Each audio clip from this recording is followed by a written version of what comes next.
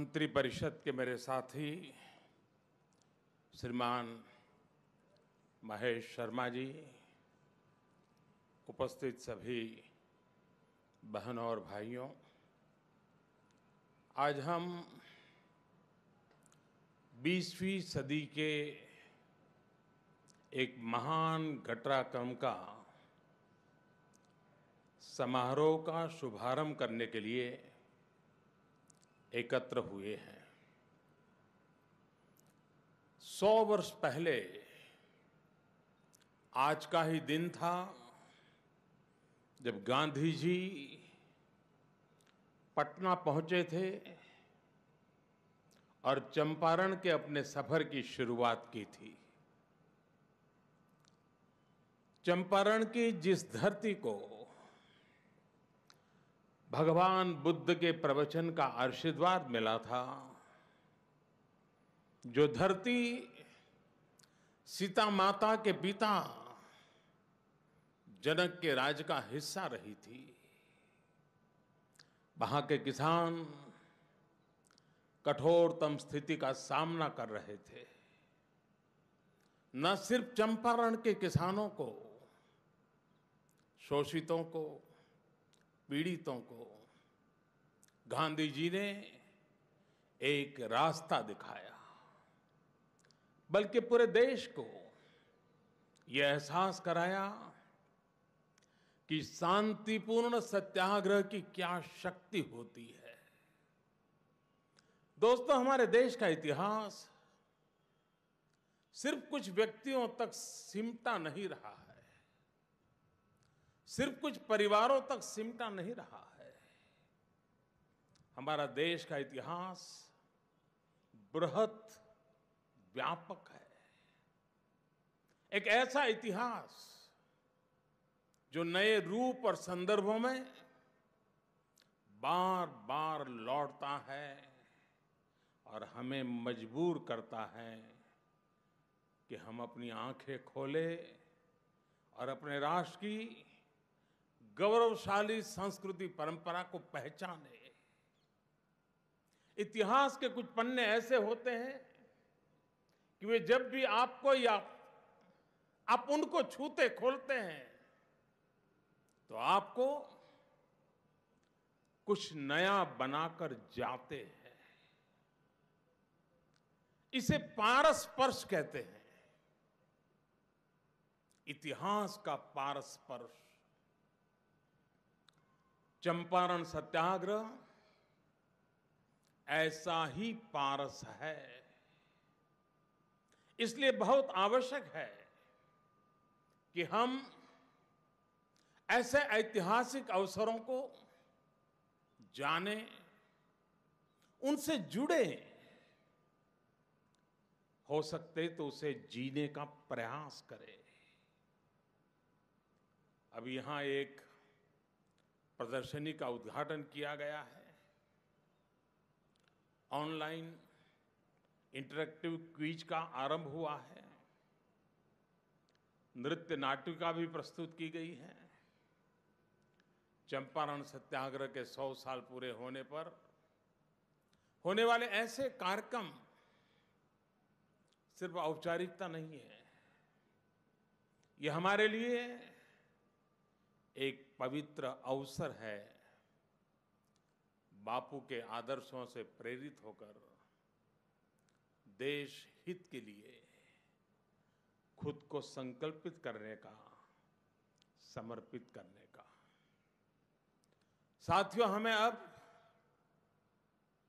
महात्मा गांधी को श्रद्धांजलि के साथ साथ कार्यांजलि भी अर्पित करनी है।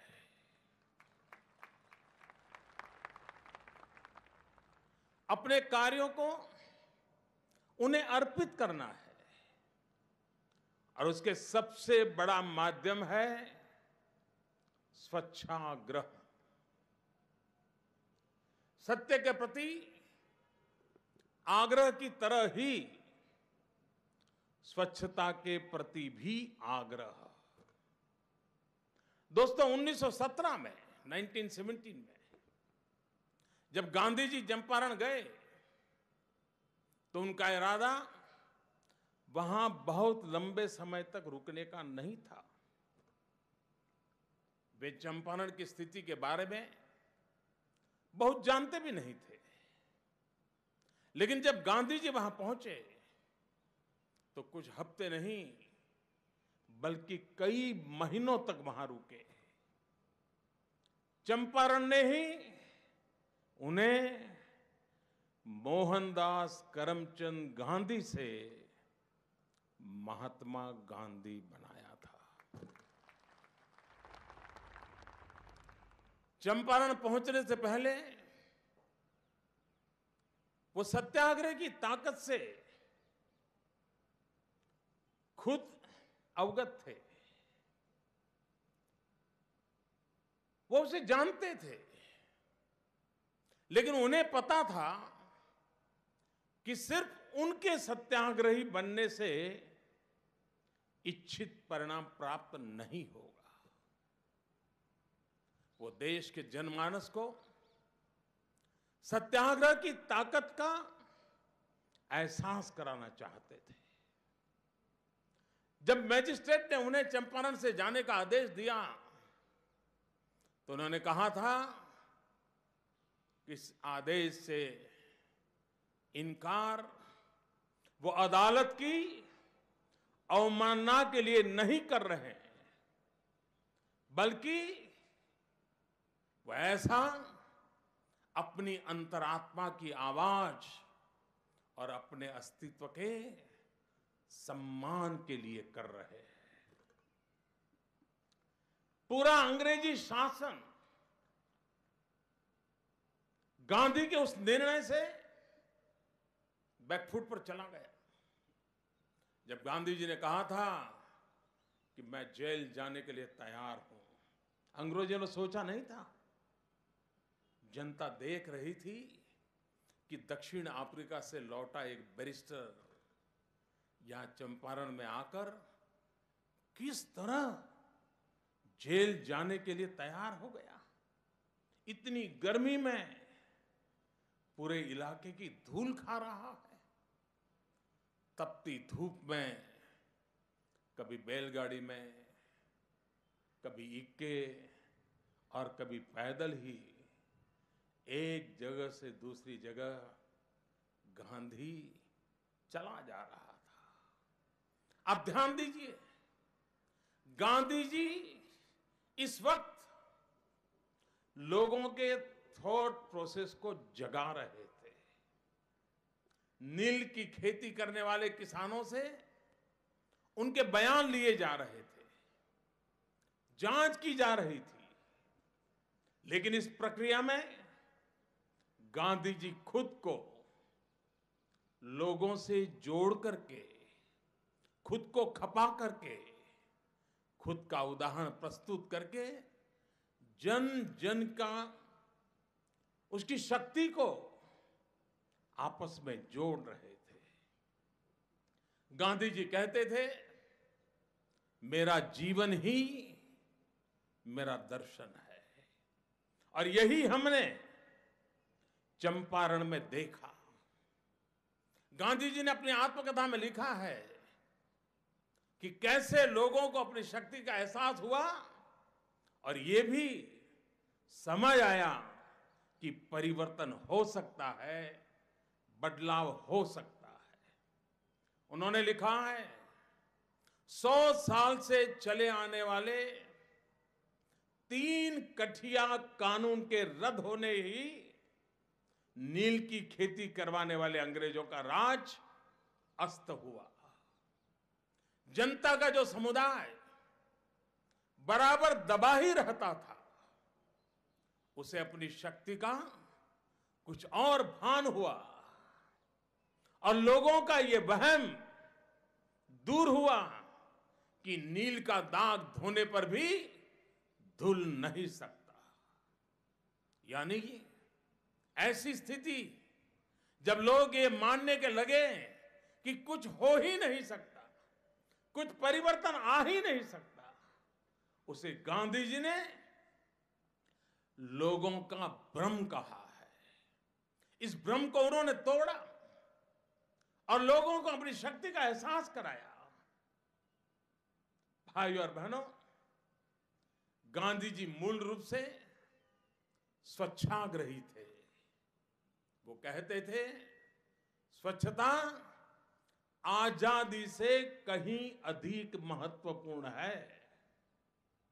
वे यह देखकर व्यथित हो जाते थे कि गांवों में लोग अज्ञानता और बेपरवाही के कारण गंदगी और अस्वच्छ स्थितियों में रहते हैं।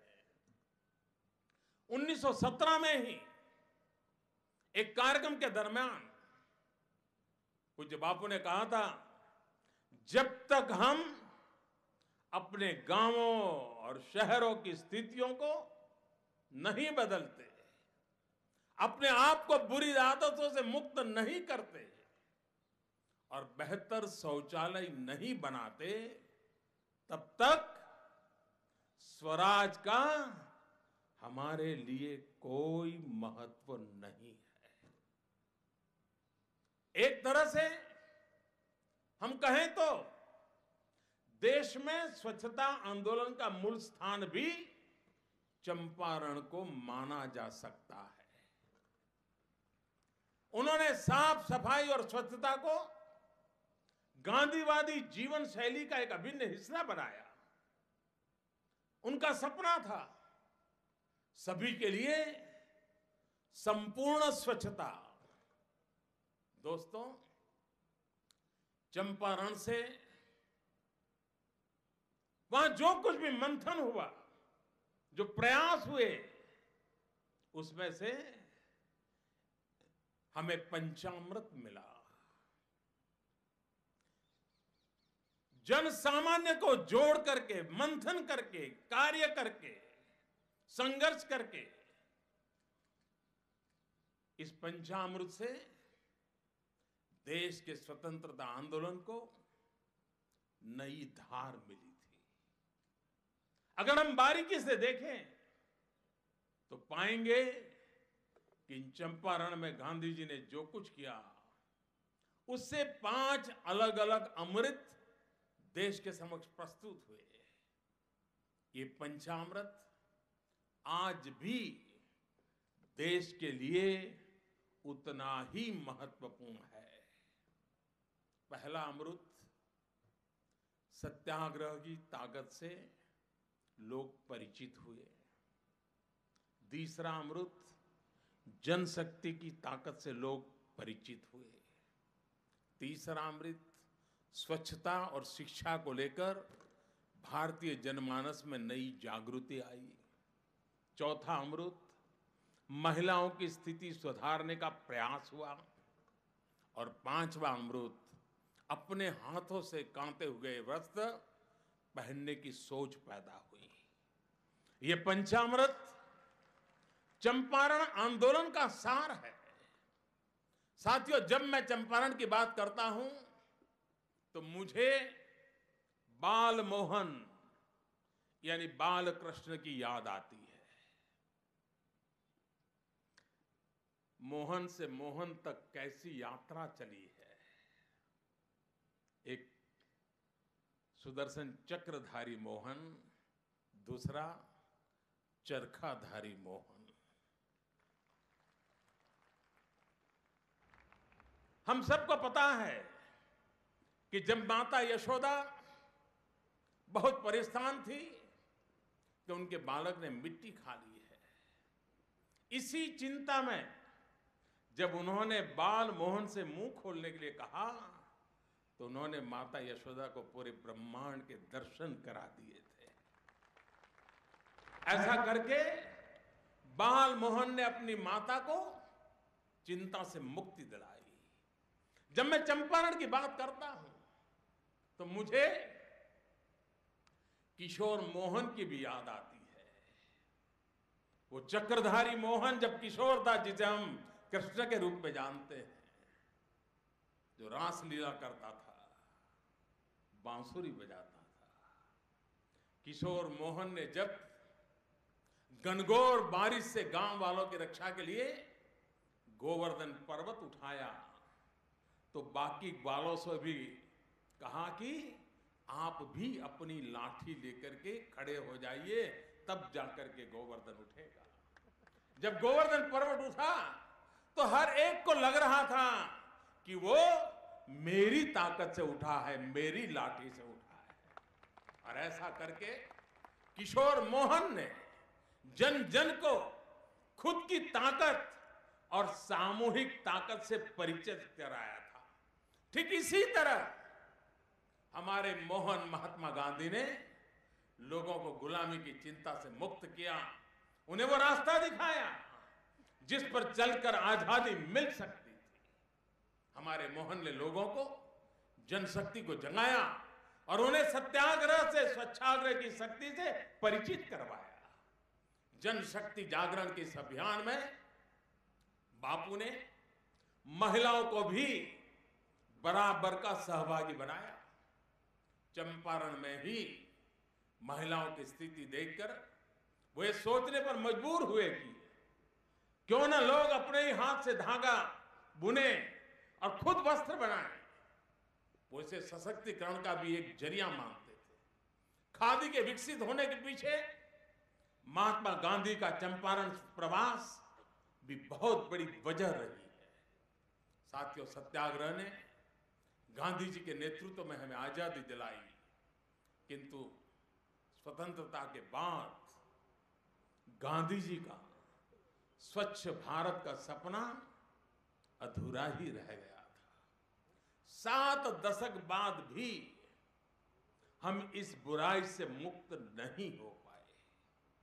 इसलिए जब 2014 में मैंने लाल किले से हर घर में शौचालय की बात की तो लोग हैरान थे कि किस तरह की बात क्यों कर रहा हूं। दोस्तों, स्वच्छ भारत मिशन बापू के अधूरे सपने को पूरा करने का ही अभियान है। ये सपना लगभग 100 वर्षों से अधूरा है और हमें इसे मिलकर के पूरा करना है। मुझे खुशी है कि आज स्वच्छ भारत मिशन के जरिए देश के लोग बापू के सपने को पूरा करने के लिए उठ खड़े हुए। स्वच्छ भारत अभियान सच्चे अर्थों में एक जन आंदोलन बनता चला जा रहा है। समाज का हर वर्ग इस स्वच्छाग्रह से जुड़ रहा है। जब स्वच्छ भारत मिशन शुरू हुआ था तो उस समय केवल 42%, 42% ग्रामीण आबादी ही शौचालयों का उपयोग करती थी। अब आज ये बढ़कर के 63%, 63% हम पहुंचे हैं। पिछले 2.5 सालों में 1,80,000 से ज्यादा गांवों में 130 जिले खुद को खुले में शौचालय से मुक्त घोषित कर चुके हैं। अब राज्यों में भी एक होड़ सी शुरू हुई, एक प्रतिस्पर्धा शुरू हुई कि कौन पहले खुद को खुले में शौच से मुक्त या ओपन डेफिकेशन फ्री राज्य घोषित करता है। आज की स्थिति है कि सिक्किम, हिमाचल प्रदेश और केरला पूरी तरह ओडीएफ उन्होंने घोषित किया है। गुजरात, हरियाणा, उत्तराखंड और कुछ अन्य राज्य भी खुद को खुले में शौच से मुक्त घोषित करने की ओर बहुत तेजी से आगे बढ़ रहे हैं।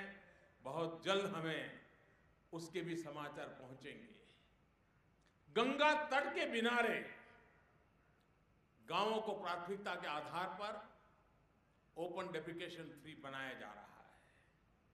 मुझे आपको ये बताते हुए खुशी है कि उत्तराखंड, उत्तर प्रदेश, बिहार, झारखंड और पश्चिम बंगाल, जिन 5 राज्यों से गंगा जी गुजरती है, वहां गंगा किनारे के 75% गांवों ने खुद को खुले में शौच से मुक्त घोषित कर दिया है। गंगा किनारे पर बसे गांवों में कचरे के प्रबंध की योजनाएं लागू की जा रही हैं ताकि गांव का कचरा भी नदी में न बहाया जाए। मुझे उम्मीद है कि जल्द ही गंगा तट पूरी तरह खुले में शौच से मुक्त हो जाएगा। भाइयों और बहनों, आज सभी सरकारी स्कूलों में लड़कों और लड़कियों के लिए अलग अलग शौचालय हैं। अब बच्चों के सिलेबस में स्वच्छता से जुड़े चैप्टर शामिल किए जा रहे हैं ताकि उन्हें शुरू से ही इसके फायदों और नुकसान के बारे में पता चले और वो स्वच्छता को अपनी जिंदगी का, अपनी आदत का हिस्सा बनाए। दोस्तों, स्वच्छ भारत मिशन ने ही हमें कार्यांजलि का एक और नया मंत्र दिया है। ये मंत्र है वेस्ट से वेल्थ, वेस्ट टू वेल्थ। घरों से जो गंदगी निकलती है, बिल्डिंग बनाने के दौरान जो कचरा निकलता है, वो भी कमाई का एक जरिया हो सकता है। इससे बिजली बनाई जा सकती है, खाद बनाई जा सकती है, इसे रिसाइकल करके कंस्ट्रक्शन में जुड़े कामों में उसका रीयूज किया जा सकता है। और इसलिए वेस्ट टू वेल्थ पर भी जोर दिया जा रहा है और सबने इस दिशा में प्रयास करना चाहिए। सरकार के अलग अलग विभाग भी स्वच्छता को बढ़ाने के लिए लोगों की सहूलियत को ध्यान में रखते हुए नए नए इनिशिएटिव ले रहे हैं। इसमें टेक्नोलॉजी का भी इस्तेमाल किया जा रहा है। आपने देखा होगा कि कैसे रेलवे में गंदगी से जुड़ा एक भी ट्वीट होने पर कितनी तेजी से उसको रिस्पॉन्ड किया जाता है। वरना आप लोग याद करिए, पहले कैसे रेल के डिब्बों में, प्लेटफॉर्म पर गंदगी को व्यवस्था का हिस्सा मान लिया गया था। अभी हाल ही में पेट्रोलियम मंत्रालय ने स्वच्छता एट पेट्रोल पंप के नाम से एक मोबाइल ऐप लॉन्च किया है। अगर पेट्रोल पंप पर बने शौचालय में गंदगी है, वो साफ नहीं है, तो इसकी शिकायत तुरंत इस ऐप के माध्यम से की जा सकती है। देश के लगभग 55,000 पेट्रोल पंप पर यह सुविधा उपलब्ध होगी। इसी कड़ी में दिल्ली में एक राष्ट्रीय स्वच्छता केंद्र की भी स्थापना की जा रही है। एक केंद्र स्वच्छता अभियान से जुड़ी सभी जानकारियां, आधुनिक तकनीकें लोगों तक पहुंचाने में मददगार साबित होगा। दोस्तों, अलग अलग स्तर पर गवर्नमेंट से लेकर गांव तक स्वच्छात्र का अभियान इस समय देश में छिड़ा हुआ है। ये अभूतपूर्व प्रयास है। अब लोगों के थॉट प्रोसेस में आ रहा है कि गंदगी नहीं फैलानी है। बच्चे बड़ों को टोक रहे हैं, शिकायत कर रहे हैं, और इसलिए स्वच्छता स्वच्छाग्रह इस अभियान को आगे बढ़ाने के लिए शिकायत के साथ ही एक भाव ये भी तो आ रहा है कि हमें गंदगी नहीं करनी है। अपने आसपास घर, दफ्तर, सड़क, शहर को साफ रखना है। स्वच्छता के प्रति ये भाव ही स्वच्छाग्रह है। स्वच्छता के लिए किया गया कार्य ही बापू को कार्यांजलि है। दोस्तों, गांधी जी सिर्फ व्यवस्था परिवर्तन नहीं, मूल्य परिवर्तन भी चाहते थे। उन्होंने अपनी आत्मकथा में लिखा है, मैं चाहता हूं कि भारत इस बात को पहचान ले कि वह शरीर नहीं बल्कि अमर आत्मा है, जो हर एक शारीरिक कमजोरी के ऊपर उठ सकती है और सारी दुनिया के सम्मिलित शारीरिक बल को चुनौती दे सकती है। हमें देश की आत्मा को पहचानना होगा। बदलाव आ सकता है, इस सोच के साथ आगे बढ़ना होगा। जितनी ये सोच मजबूत होगी, उतनी ही न्यू इंडिया की नींव मजबूत होगी।